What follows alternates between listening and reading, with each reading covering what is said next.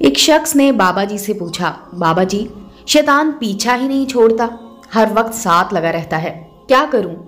बाबा जी ने मेरी बात सुनी और करीब बैठे लोगों को आवाज देने लगे। मैंने पूछा, क्यों बुला रहे हैं सबको? कुछ ही देर में सब आदमी जमा हो गए। बाबा जी ने हाथ के इशारे से मुझे चुप होने का कहा। बाबा जी ने सबसे माजरत की और वापस भेज दिया। फिर कहने लगे, बेटे, आपने देखा, मैंने जिसको याद किया, आवाज दी, वो आ गया। हम लोग भी अजीब हैं, हर वक्त शैतान को बुरा भला कहते हैं, उसका जिक्र करते हैं, हालांकि हमको चाहिए अल्लाह का जिक्र करें, उसका शुक्र करें। बेटा, ये बड़े राज की बात है। आप जिसका जिक्र करोगे वही मुतवज्जो होगा, और अगर इस सोहने का जिक्र करोगे तो रब सोहना मुतवज्जो होगा। वही लोग सबसे अफजल हैं जो उठते बैठते और लेटते हुए अल्लाह का जिक्र करते हैं। अल्लाह ताला हमें भी दिल के जाकिरीन की सफ़ में शामिल फरमाए, आमीन।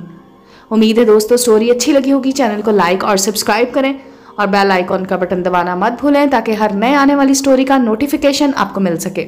मिलते हैं अगली स्टोरी के साथ।